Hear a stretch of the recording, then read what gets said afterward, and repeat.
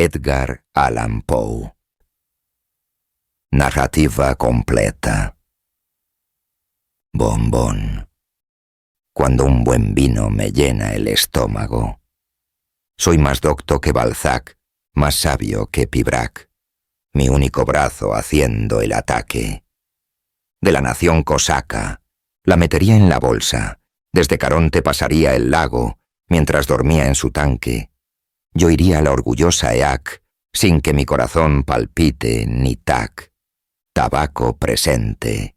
Vaudeville francés.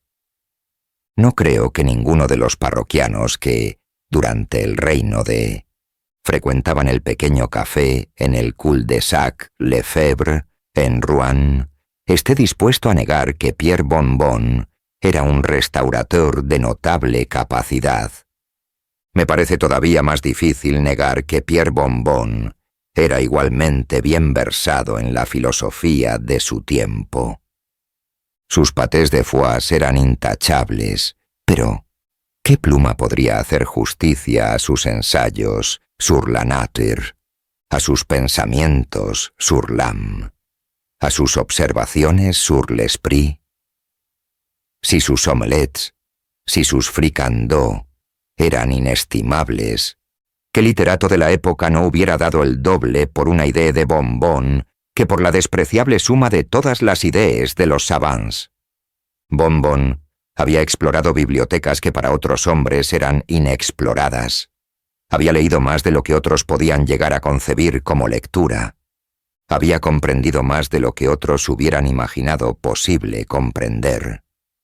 Y si bien no faltaban en la época de su florecimiento algunos escritores de Rouen para quienes su dicta no evidenciaba ni la pureza de la academia ni la profundidad del liceo, y a pesar, nótese bien, de que sus doctrinas no eran comprendidas de manera muy general, no se sigue empero de ello que fuesen difíciles de comprender. Pienso que su propia evidencia hacía que muchas personas las tomaran por abstrusas. Kant mismo, pero no llevemos las cosas más allá, debe principalmente su metafísica a Bombón. Este no era platónico ni, hablando en rigor, aristotélico. Tampoco, a semejanza de Leibniz, malgastaba preciosas horas que podían emplearse mejor inventando una fricassée, o, facili gradu, analizando una sensación, en frívolas tentativas de reconciliar todo lo que hay de inconciliable en las discusiones éticas. Oh no, Bombón era jónico. Bombón era igualmente itálico. Razonaba a priori, razonaba a posteriori. Sus ideas eran innatas, o de otra manera. Creía en Jorge de Trebizonda, creía en Bessarion. Bombón era, enfáticamente, bombonista. He hablado del filósofo en su calidad de restaurateur. No quisiera, empero, que alguno de mis amigos vaya a imaginarse que, al cumplir sus hereditarios deberes en esta última profesión, nuestro héroe dejaba de estimar su dignidad y su importancia. Lejos de ello, hubiera sido imposible decir cuál de las dos ramas de su trabajo le inspiraba mayor orgullo. Opinaba que las facultades intelectuales estaban íntimamente vinculadas con la capacidad estomacal. Incluso no creo que estuviera muy en desacuerdo con los chinos, para quienes el alma reside en el estómago. Pensaba que, como quiera que fuese, los griegos tenían razón al emplear la misma palabra para la mente y el diafragma. No pretendo insinuar con esto una acusación de glotonería o cualquier otra imputación grave en perjuicio del metafísico.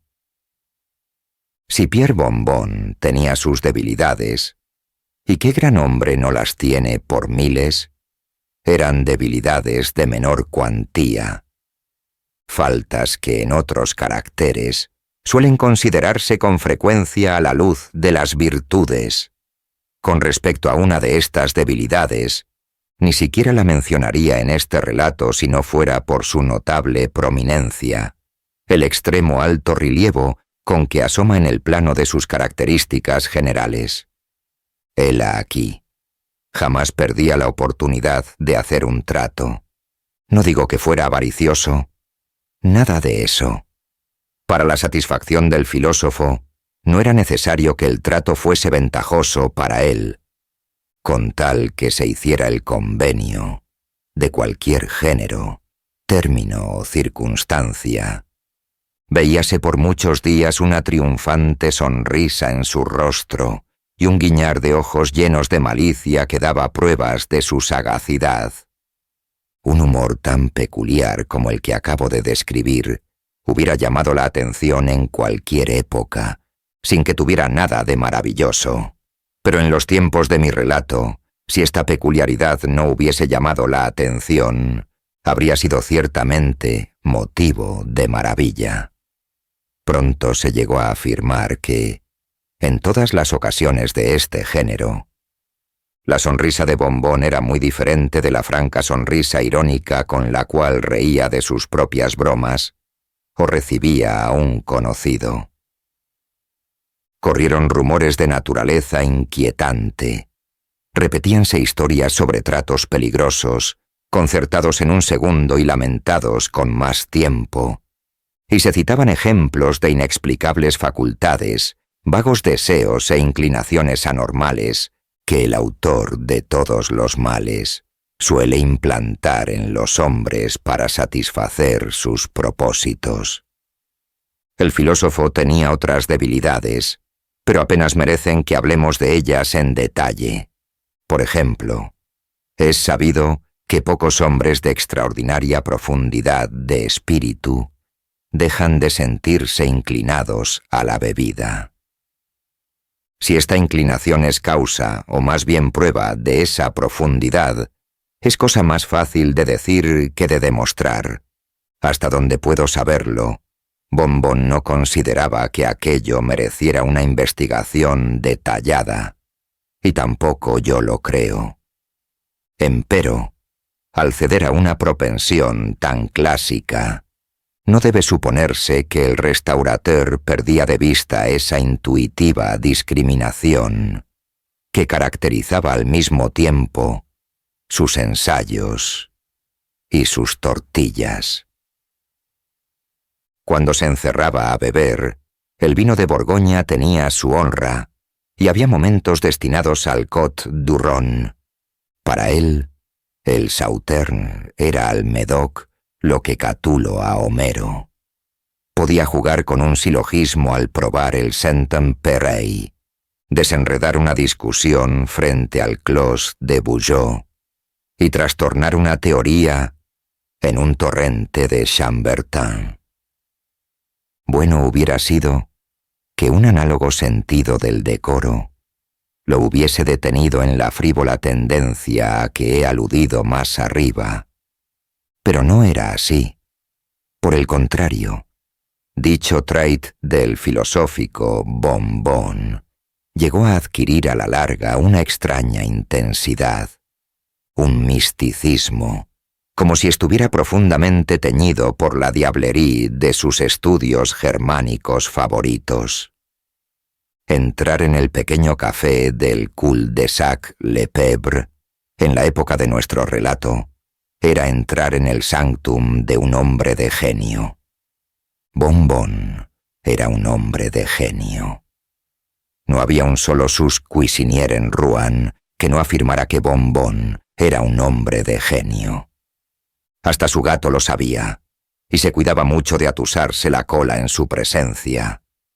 Su gran perro de aguas estaba al tanto del hecho y, cuando su amo se le acercaba, traducía su propia inferioridad conduciéndose admirablemente.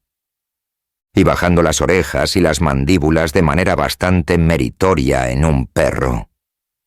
Sin duda, empero, mucho de este respeto habitual podía atribuirse a la apariencia del metafísico.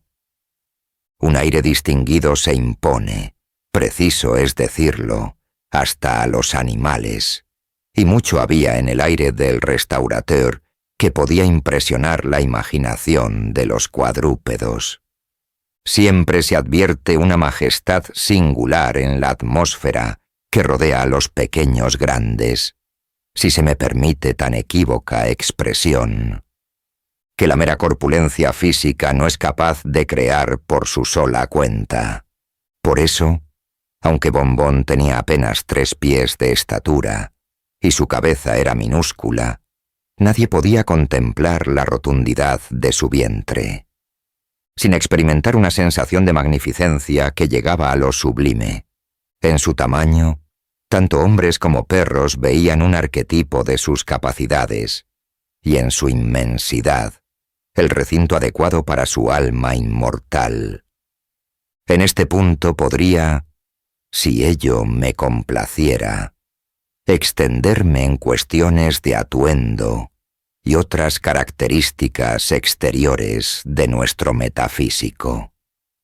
Podría insinuar que llevaba el cabello corto, cuidadosamente peinado sobre la frente y coronado por un gorro cónico de franela con borlas, que su chaquetón verde no se adaptaba a la moda reinante entre los restaurateurs ordinarios, que sus mangas eran algo más amplias de lo que permitía la costumbre, que los puños no estaban doblados, como ocurría en aquel bárbaro período, con el mismo material y color de la prenda, sino adornados de manera más fantasiosa, con el abigarrado terciopelo de Génova, que sus pantuflas eran de un púrpura brillante, curiosamente afiligranado, y que se las hubiera creído fabricadas en el Japón de no ser por su exquisita terminación en punta y la brillante coloración de sus bordados y costuras, que sus calzones eran de esa tela amarilla,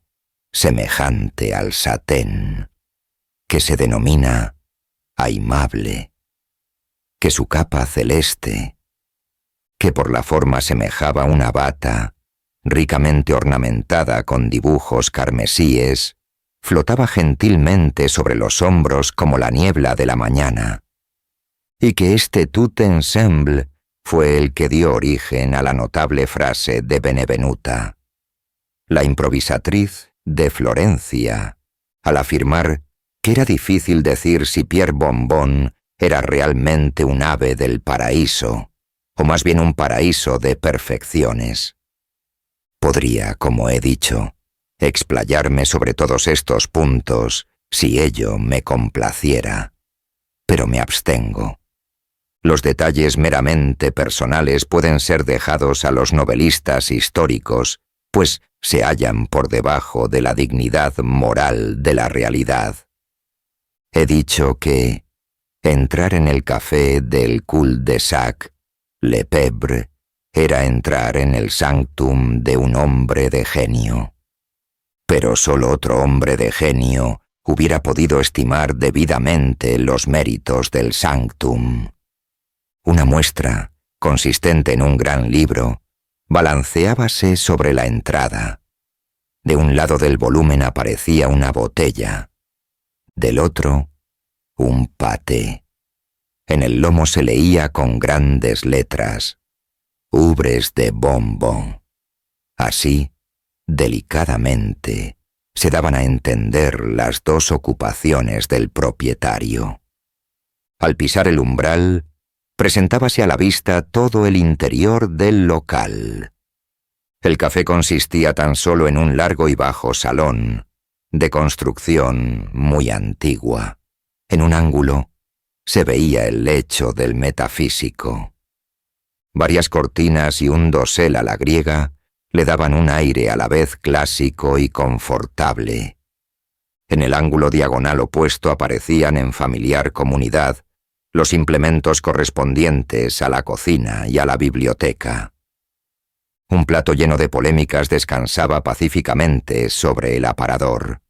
Más allá había una hornada de las últimas éticas y en otra parte una tetera de melanges en duodécimo.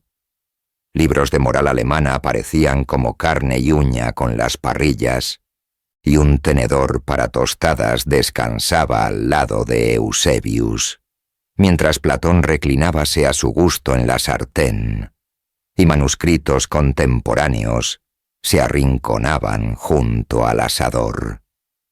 En otros sentidos, el café de Bombón difería muy poco de cualquiera de los restaurantes de la época. Una gran chimenea abría sus fauces frente a la puerta. A la derecha, un armario abierto desplegaba un formidable conjunto de botellas. Allí mismo, cierta vez a eso de medianoche, durante el riguroso invierno de Pierre Bombón, después de escuchar un rato los comentarios de los vecinos sobre su singular propensión y echarlos finalmente a todos de su casa, corrió el cerrojo con un juramento y se instaló, malhumorado, en un confortable sillón de cuero junto a un buen fuego de leña. Era una de esas espantosas noches que solo se dan una o dos veces cada siglo. Nevaba copiosamente y la casa temblaba hasta los cimientos bajo las ráfagas del viento que, entrando por las grietas de la pared, corriendo impetuosas por la chimenea, agitaban terriblemente las cortinas del lecho del filósofo y desorganizaban sus fuentes de paté y sus papeles.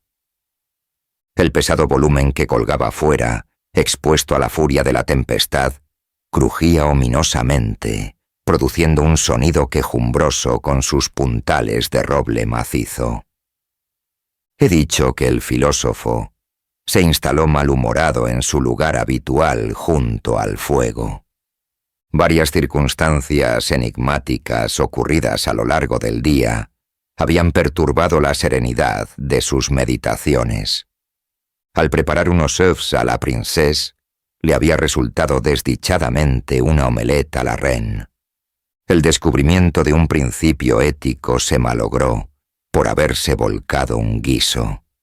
Y, finalmente, aunque no en último lugar, habíasele frustrado uno de esos admirables tratos que en todo momento le encantaba llevar a feliz término.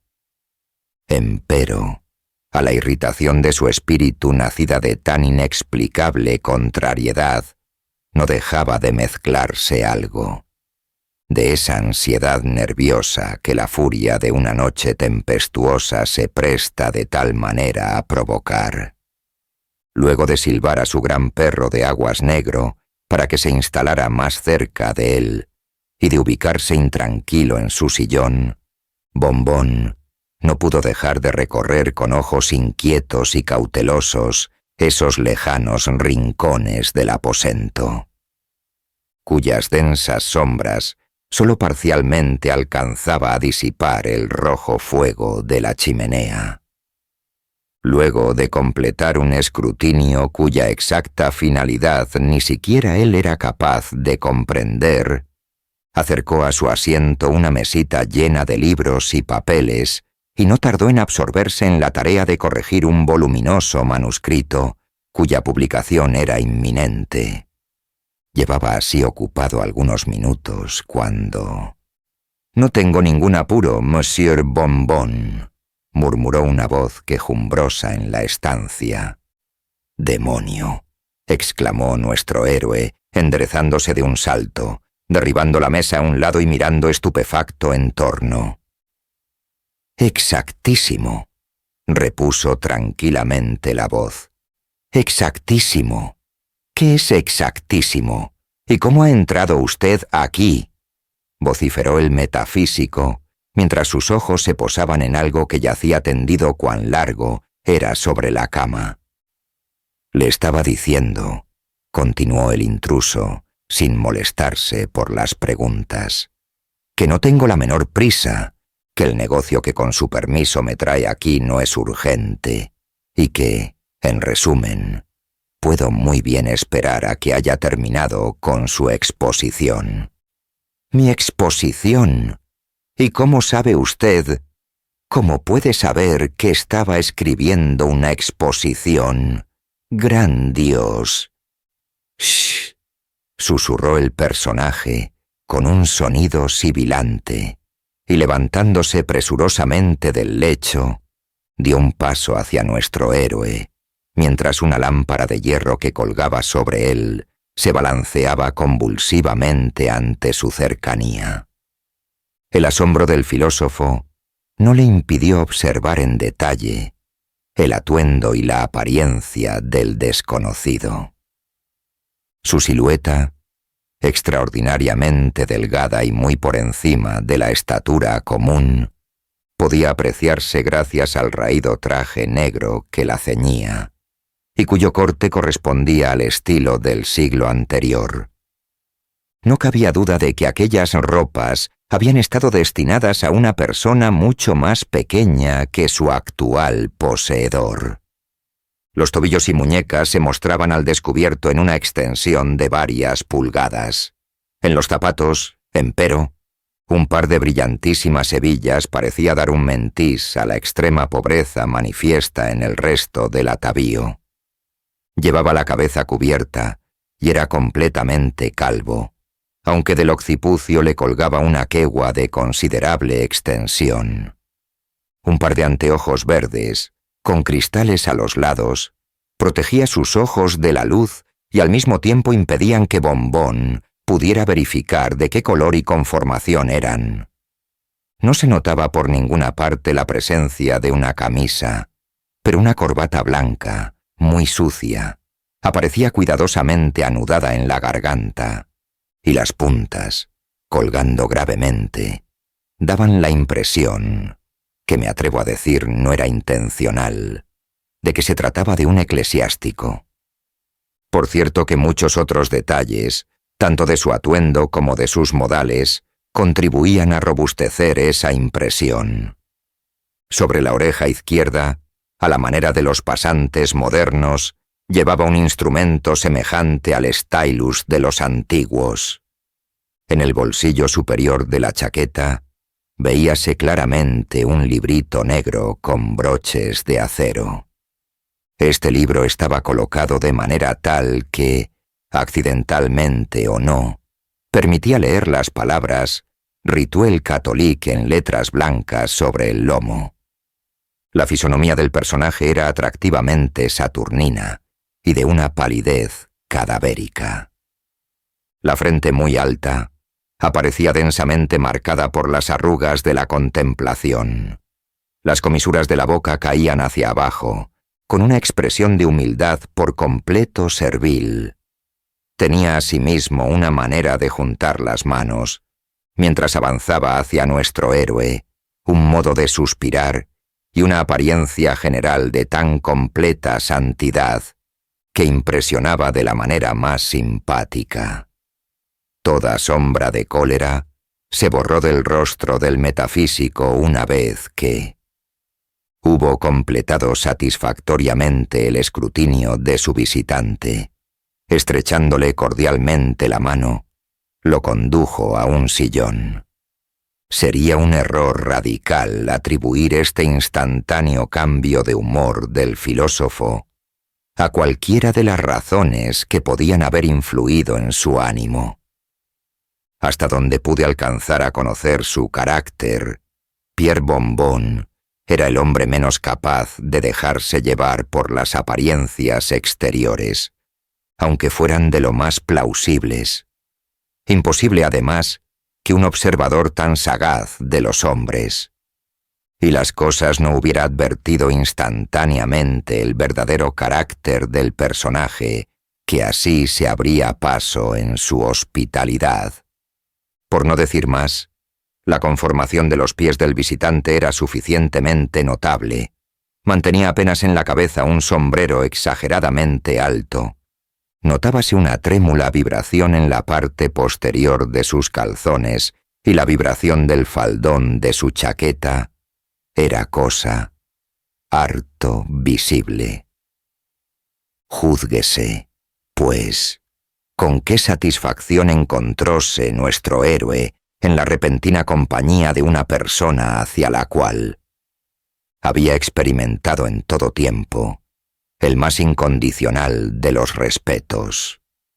Demasiado diplomático era, sin embargo, para que se le escapara la menor señal de que sospechaba la verdad, No era su intención demostrar que se daba perfecta cuenta del alto honor que tan inesperadamente gozaba, sino que se proponía inducir a su huésped a que, en el curso de una conversación, le permitiera elucidar ciertas importantes ideas éticas, las cuales, una vez incluidas en su próxima publicación, esclarecerían a la humanidad, inmortalizando de paso a su autor.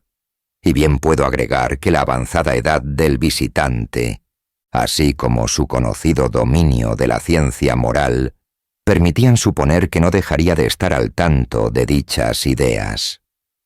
Movido por tan elevadas miras, nuestro héroe invitó a sentarse al caballero visitante, mientras echaba nuevos leños al fuego y colocaba sobre la mesa, de vuelta a su primitiva posición, algunas botellas de mousse. Completadas rápidamente estas operaciones, puso su sillón vis-à-vis con el de su compañero y esperó a que este último iniciara la conversación. Pero los planes, aun los más hábilmente elaborados, suelen verse frustrados en la aplicación, y el restaurateur quedó estupefacto ante las primeras palabras de su visitante. «Veo que me conoce usted, Bombón», dijo. «Ja, ja, ja. Je, je, je. Ji, ji, ji. Jo, jo, jo. Ju, ju, ju». Y el diablo, renunciando bruscamente a la santidad de su apariencia, abrió en toda su capacidad una boca de oreja a oreja, como para mostrar una dentadura mellada pero terriblemente puntiaguda, y, mientras echaba la cabeza hacia atrás, rió larga y sonoramente, con maldad, con un resonar estentóreo, mientras el perro negro, agazapado, se agregaba al clamoreo y el gato, huyendo a la carrera, se erizaba y maullaba desde el rincón más alejado del aposento. Pero nada de esto fue imitado por el filósofo. Era un hombre de mundo, y no rió como el perro, ni traicionó su temblor con maullidos como el gato. Preciso es confesar que estaba algo asombrado al ver que las blancas letras que formaban las palabras «Rituel catholique» sobre el libro que sobresalía del bolsillo de su huésped, se transformaban instantáneamente en color y en sentido, y que en lugar del título original brillaban con rojo resplandor las palabras «Registre des condamnés». Esta sorprendente circunstancia dio a la respuesta de Bombón un tono un tanto confuso que, de lo contrario, creemos no hubiera tenido. «Pues bien, señor», dijo el filósofo, «pues bien, señor, para hablar sinceramente, creo que usted es palabra de honor, que es el di. Quiero decir que, según me parece, tengo una vaga, muy vaga idea del alto honor que...» «Oh, sí, perfectamente», interrumpió su majestad. «No diga usted más, ya me doy cuenta». Y, quitándose los anteojos verdes, limpió cuidadosamente los cristales con la manga de su chaqueta y los guardó en el bolsillo. Si Bombón se había asombrado por el incidente del libro, su asombro creció enormemente ante el espectáculo que se presentó ante él. Al levantar los ojos, lleno de curiosidad por conocer el color de los de su huésped, se encontró con que no eran negros, como había imaginado, ni grises, como podía haberlo imaginado, ni castaños o azules, ni amarillos o rojos, ni purpúreos o blancos, ni verdes, ni de ningún otro color de los cielos, de la tierra o de las aguas. En resumen, No solamente Bombón vio claramente que Su Majestad no tenía ojos de ninguna especie, sino que le resultó imposible descubrir la menor señal de que hubieran existido en otro momento, pues el espacio donde debían hallarse era tan solo, me veo obligado a decirlo, una lisa superficie de carne. No entraba en la naturaleza del metafísico abstenerse de hacer algunas averiguaciones sobre las fuentes de tan extraño fenómeno, y la respuesta de Su Majestad fue tan pronta como digna y satisfactoria. «Ojos, mi querido Bombón, ojos. ¿Dijo usted ojos? Oh, ya veo. Supongo que las ridículas imágenes que circulan sobre mí le han dado una falsa idea de mi apariencia personal. Ojos, los ojos, Pierre Bombón, están muy bien en su lugar adecuado. Dirá usted que dicho lugar es la cabeza. De acuerdo, si se trata de la cabeza de un gusano. Igualmente para usted, dichos órganos son indispensables, pero ya lo convenceré de que mi visión es más penetrante que la suya. Hay un gato en ese rincón, un bonito gato. ¿Lo ve usted? Mírelo con cuidado. Pues bien, Bombón, ¿alcanza usted a contemplar los pensamientos? He dicho los pensamientos, las ideas, las reflexiones, que nacen en el pericráneo de ese gato. Ahí tiene, ¿no los ve usted? Pues el gato está pensando que admiramos el largo de su cola y la profundidad de su mente. Acaba de llegar a la conclusión de que soy un distinguido eclesiástico y que usted es el más superficial de los metafísicos. Ya ve, pues, que no tengo nada de ciego. Pero, para uno de mi profesión, los ojos a que usted alude serían únicamente una molestia, y estarían en constante peligro de ser arrancados por una horquilla de tostar o un agitador de brea.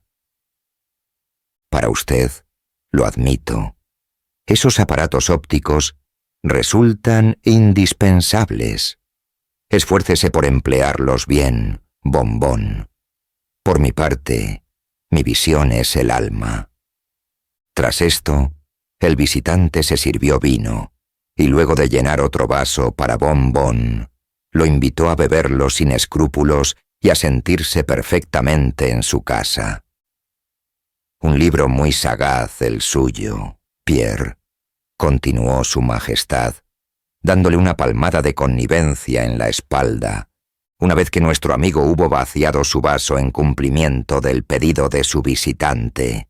Un libro muy sagaz, palabra de honor, un libro como los que a mí me gustan. Pienso, sin embargo, que su presentación del tema podría mejorarse, y muchas de sus nociones me recuerdan a Aristóteles. Este filósofo fue uno de mis conocidos más íntimos. Lo quería muchísimo por su terrible mal humor, así como por la increíble facilidad que tenía para equivocarse. En todo lo que escribió solo hay una verdad sólida, y se la sugerí yo a fuerza de tenerle lástima al verlo tan absurdo. Supongo, Pierre Bombón, que sabe usted muy bien a qué divina verdad moral aludo. No podría decir que... ¿De veras? Pues bien, fui yo quien dijo a Aristóteles que, al estornudar, el hombre expelía las ideas superfluas por la nariz. Lo cual, hic, es absolutamente cierto, dijo el metafísico, mientras se servía otro gran vaso de Musot y ofrecía su tabaquera de rapé al visitante. Tuvimos también a Platón, continuó Su Majestad, declinando modestamente la invitación a tomar rapé y el cumplido que entrañaba. Tuvimos a Platón, por quien en un tiempo sentí el afecto que se guarda a los amigos. ¿Conoció usted a Platón, Bombón? Ah, es verdad. Le pido 1000 perdones. Pues bien, un día me lo encontré en Atenas, en el Partenón. Me dijo que estaba preocupadísimo buscando una idea. Le hice escribir que, no es Stinavlos. Me dijo que lo haría y se volvió a casa, mientras yo seguía viaje a las pirámides. Pero mi conciencia me remordía por haber pronunciado una verdad, aunque fuera para ayudar a un amigo, y, volviéndome rápidamente a Atenas, llegué junto a la silla del filósofo cuando se disponía a escribir el hablos. Dando un capirotazo a la lambda, la hice volverse cabeza abajo. Por eso la frase dice ahora, noce stinavgos, y constituye, como usted sabe, la doctrina fundamental de su metafísica. ¿Estuvo usted en Roma?, preguntó el restaurador mientras terminaba su segunda botella de Mousseux y extraía del armario una amplia provisión de Chambertin. Solo una vez, Monsieur Bonbon. Solo una vez. Hubo un tiempo, dijo el diablo como si recitara un pasaje de un libro, en que la anarquía reinó durante 5 años, en los cuales la República, privada de todos sus funcionarios, no tuvo otra magistratura que los tribunos del pueblo, y éstos carecían de toda investidura legal que los capacitara para las funciones ejecutivas. En ese momento, Monsieur Bonbon, y solo en ese momento estuve en Roma, y por tanto carezco de relaciones terrenas con su filosofía zen. ¿Y qué piensa usted? ¿Qué piensa usted? ¿Ich? ¿De Epicuro? ¿Qué pienso de quién?, preguntó el diablo estupefacto. No pretenderá usted encontrar ningún error en Epicuro, espero. ¿Qué pienso de Epicuro? ¿Habla usted de mí, caballero? Epicuro soy yo. Soy el mismo filósofo que escribió cada uno de los 300 tratados que tanto celebraba Diógenes Laercio. «Miente usted», dijo el metafísico, a quien el vino se le había subido un tanto a la cabeza. Muy bien, señor mío. Ciertamente, muy bien», dijo su majestad, al parecer sumamente halagado. «Miente usted», repitió el restaurateur dogmáticamente. «Miente. Ich. Usted. Pues bien, sea como usted quiera», dijo el diablo pacíficamente, y Bonbon, después de vencer a su majestad en la controversia, consideró de su deber concluir una segunda botella de Chambertin. Como iba diciendo, continuó el visitante, y como hacía notar hace un momento en ese libro suyo, Monsieur Bonbon, hay algunas nociones demasiado outrées. ¿Qué pretende usted, por ejemplo, con todo ese camelo del alma? ¿Puede usted decirme, caballero, qué es el alma? El hic, alma, repitió el metafísico, remitiéndose a su manuscrito. Es indudablemente... No, señor. Indudablemente. No, señor. Indudablemente. No, señor. Evidentemente. No, señor. Incontrovertiblemente. No, señor. Hic. No, señor. E incuestionablemente el... No, señor. El alma no es eso. Aquí el filósofo, con aire furibundo, aprovechó la ocasión para dar instantáneo fin a la tercera botella de Chambertin. Pues entonces, hic, diga usted, señor, ¿qué es?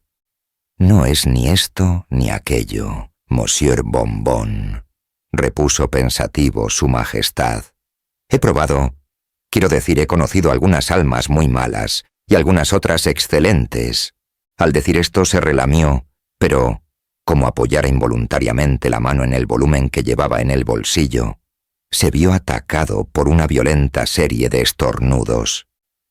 Conocí el alma de Cratino, continuó, era pasable. La de Aristófanes, chispeante. Platón, exquisito. No su Platón, sino el poeta cómico. Su Platón hubiera hecho vomitar a Cerbero. ¡Puah! Veamos, tuvimos a Nevio, Andrónico, Plauto y Terencio. Luego Lucilio, Catulo, Nasón y Quinto Flaco. Querido Quintón. Así lo apodaba yo mientras cantaba un seculare para divertirme, y yo lo tostaba suspendido de un tridente. Tan divertido. Pero a esos romanos les falta sabor. Un griego gordo vale por una docena de ellos, aparte de que se conserva, cosa que no puede decirse de un quirite. Probemos sus sauternes. A esta altura, Bombón había decidido mantenerse fiel al nil admirari y se apresuró a bajar las botellas en cuestión. Notaba, empero, un extraño sonido, como si alguien estuviera meneando el rabo. Pero el filósofo prefirió no darse por enterado de tan indecorosa conducta de su majestad. Limitóse a dar un puntapié al perro y ordenarle que se estuviera quieto. El visitante continuó entonces. Descubrí que Horacio tenía un sabor muy parecido al de Aristóteles, y ya sabe usted que me agrada la variedad. Imposible diferenciar a Terencio de Menandro. Para mi asombro, Nasón era Nicandro disfrazado. Virgilio tenía un tonillo nasal como el de Teócrito. Marcial me hizo recordar muchísimo a Arquíloco, y Tito Livio era sin duda alguna Polibio. Hic, observó aquí Bombón, mientras su majestad proseguía. Empero, si algún penchant tengo, Monsieur Bombón, si algún penchant tengo, es el de la filosofía. Permítame decirle, sin embargo, que no cualquier demo, que no cualquier caballero sabe cómo elegir a un filósofo. Los de estatura elevada no son buenos, y los mejores, si no se los descascara bien, tienden a ser un tanto amargos a causa de la hiel. Si no se los descascara, quiero decir, si no se los saca de su cuerpo. ¿Y qué pensaría usted de un médico? Ni los mencione, por favor. ¡Puah, puah! Y su majestad eructó violentamente. Solamente probé uno. Ese canalla de Hipócrates olía a safétida. ¡Puah, puah! Pesqué un terrible resfrío lavándolo en la Estigia, y a pesar de todo me contagió el cólera morbo. ¡Qué miserable!, exclamó Bombón. ¡Qué aborto! De una caja de píldoras. Y el filósofo vertió una lágrima. Después de todo, continuó el visitante, si un demo, si un caballero ha de vivir, necesita desplegar suficiente habilidad. Entre nosotros, un rostro rechoncho indica diplomacia. ¿Cómo es eso? Pues bien, a veces nos vemos bastante apretados en materia de provisiones. Tiene usted que saber que, en un clima tan bochornoso como el nuestro, resulta imposible mantener vivo a un espíritu por más de 2 o 3 horas. Y, luego de muerto, a menos de encurtirlo inmediatamente, y un espíritu encurtido no es sabroso, se pone a oler. ¿Comprende usted? La putrefacción es de temer siempre que nos envían las almas en la forma habitual. Gran Dios. ¿Y cómo se las arreglan? En este momento la lámpara de hierro empezó a oscilar con redoblada violencia y el diablo saltó a medias de su asiento. Pero luego, con un contenido suspiro, recobró la compostura, limitándose a decir en voz baja a nuestro héroe: «Le ruego una cosa, Pierre Bombón, que no profiera juramentos». El filósofo se zampó otro vaso a fin de denotar su plena comprensión y aquiescencia, y el visitante continuó. Pues bien, nos arreglamos de diversas maneras. La mayoría de nosotros se muere de hambre. Algunos transigen con el encurtido. Por mi parte, compro mis spiritus vivient corpore, pues he descubierto que así se conservan muy bien. Pero el cuerpo... ¡Ich! ¡El cuerpo! El cuerpo, el cuerpo. ¿Y qué? El cuerpo. Oh, ya veo. Pues bien, señor mío, el cuerpo no se ve afectado para nada por la transacción. He efectuado innumerables adquisiciones de esta especie en mis tiempos, y los interesados jamás experimentaron el menor inconveniente. Vayan como ejemplo Caín y Nemrod, Nerón, Calígula, Dionisio y Pisístrato, aparte de otros 1000, que jamás sospecharon lo que era tener un alma en los últimos tiempos de sus vidas. Empero, señor mío, esos hombres eran el adorno de la sociedad. Y no tenemos ¿A quién conoce usted tan bien como yo? ¿No se halla en posesión de todas sus facultades mentales y corporales? ¿Quién escribe un epigrama más punzante que él? ¿Quién razona con más ingenio? ¿Quién? Pero basta. Tengo este convenio en el bolsillo. Así diciendo, extrajo una cartera de cuero rojo y sacó de ella cantidad de papeles.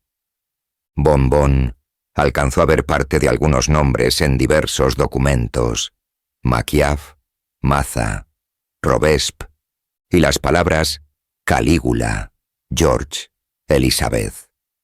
Su Majestad eligió una angosta tira de pergamino y procedió a leer las siguientes palabras: a cambio de ciertos dones intelectuales que es innecesario especificar, y a cambio, además, de 1000 luises de oro, yo, de 1 año y 1 mes de edad, cedo por la presente al portador de este convenio todos mis derechos, títulos y pertenencias de esa sombra llamada mi alma.